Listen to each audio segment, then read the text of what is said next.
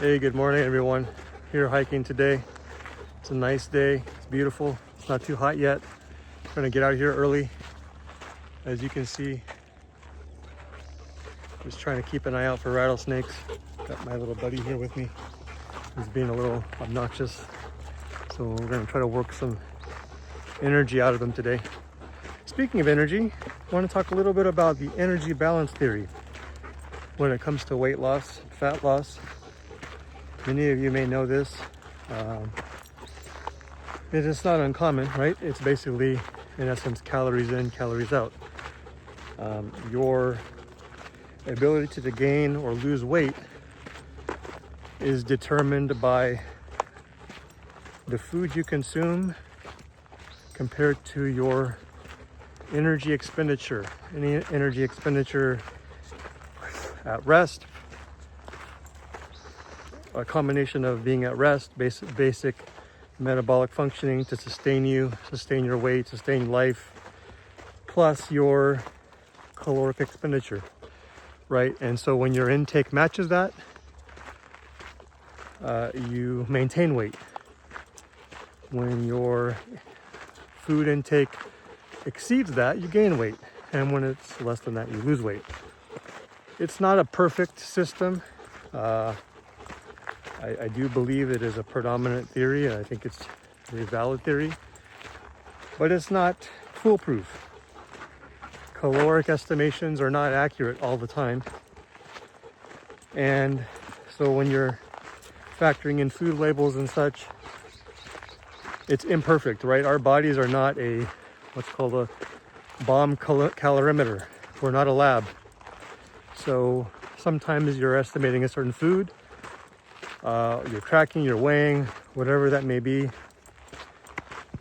It's an estimate, right? It's not perfect. Even then, sometimes, depending upon how you weigh or measure your food, how you're tracking it, you could be doing it incorrectly. For example, if you're weighing your meats raw versus cooked, or dry pasta or rice or whatever it is versus cooked, completely different caloric estimate. But the key note here is it's an estimation of caloric. Plus factor in energy balance theory. As you lose weight over time, your caloric needs change. Your basal metabolic rate is different. Come here. Sorry, there's a car here. 1 second, please. Kobe, sit. Kobe, sit. Off. Good boy. Off. Off. Heel. And so your caloric needs change. What you may have estimated to be in a deficit at a certain weight, a month later, if you lose weight, that's now lower, right? It's not the same level of weight maintenance that you had before. Also, you may be losing lean mass, which will impact that. And so it's something that needs constant attention over time to be able to account for that. And it has to be said that that's not the only reason or the only factor. There's behavioral modification strategies that are needed. Energy balance is important, I believe. It is the predominant mechanism of action, but there are biological components, hormonal, for example, thyroid, insulin resistance, diabetes, perimenopause, andropause. These could play a role. Then it doesn't mean that energy balance isn't important. It just might mean that energy balance is relative for you and what your current biological state is. Genetics may play a factor. Behavioral modifications such as tracking food, that could be an important strategy. So the point is this: although energy balance is important, it could be very individualized, and there are other factors at play: biological, genetic, psychological, environmental, And so those things need to be taken into consideration. All right, I'm walking up a very steep incline and I'm still talking, which is good, I guess, but it's getting rough. So I'm gonna pause here, let you all take this view. Not bad. Make sure that my dog doesn't get in the, trying to take it in. Maybe some more video coming or some more photos coming later. I hope you all have a nice day. Talk to you later. So related to my last video, some of you, and I know some of you personally, because I've talked to you over the years, get really excited when you start a new program. And I'm talking, you get a program, you get a starting recommendation for caloric intake, which has been customized for you as a starting point, right? It's not perfect. It's meant to give us a baseline so that we can adjust week over week, month over month for a few months, right?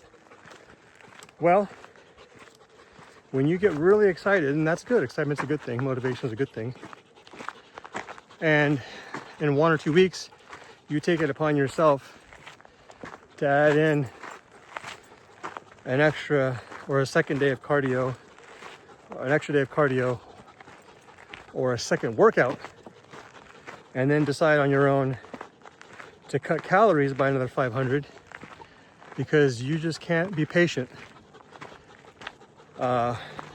You're doing yourself a disservice. You are not giving yourself enough flexibility and enough room for changes. And you're creating such a dynamic which is hard to maintain. Right? This is not a sprint. If you've got 50 or 100 pounds to lose, that's going to take a minute. And if you're trying to rush it and cram 12 to 18 months or 2 years of work into 3 to 6 months, thinking that more is better and you can do it, and then you come back a month or two into it and you're injured, you're burned out, you're not recovering, and you simply cannot keep up that pace or that diet because it's too restrictive, too soon, too much too soon, and you wonder why you crash and burn. That's why you gotta take it slow, folks. You have a plan in place, you walk before you run, and you make small incremental changes over time. These have to be lifestyle habits. They have to be behavioral modifications. The math, the science behind the math, although imperfect, is a great starting point.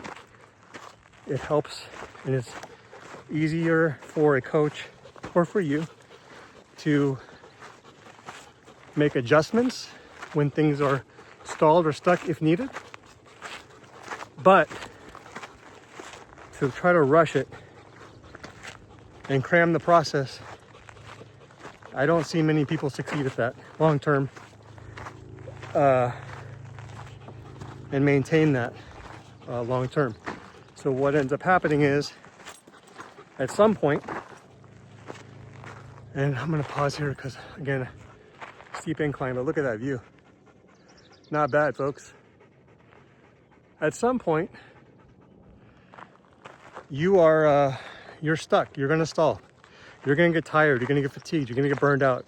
You're going to get overtrained. Whatever. Mix in one of those factors, and then what happens? Back to old patterns.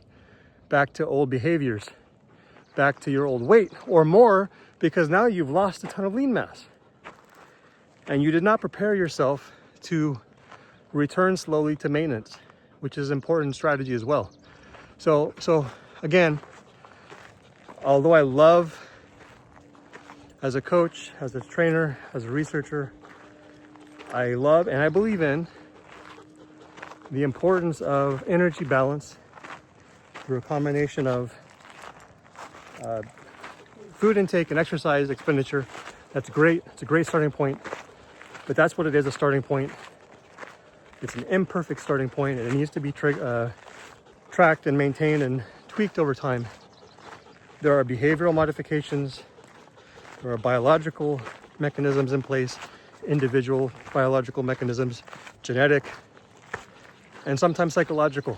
Sometimes some folks just need to go through cognitive behavioral therapy, for example, to understand the relationship with food. That's not a knock. It's a reality. If that's your situation, why would you not take advantage of every tool out there? If you're struggling, it's not an ego thing, right? Like, if 2 or 3 of these factors are being done, sometimes you have to look at the psychological component. That's okay. Do it. Anyways, just some thoughts as I'm walking and struggling for breathing because it's getting hot now. Have a good Sunday, folks.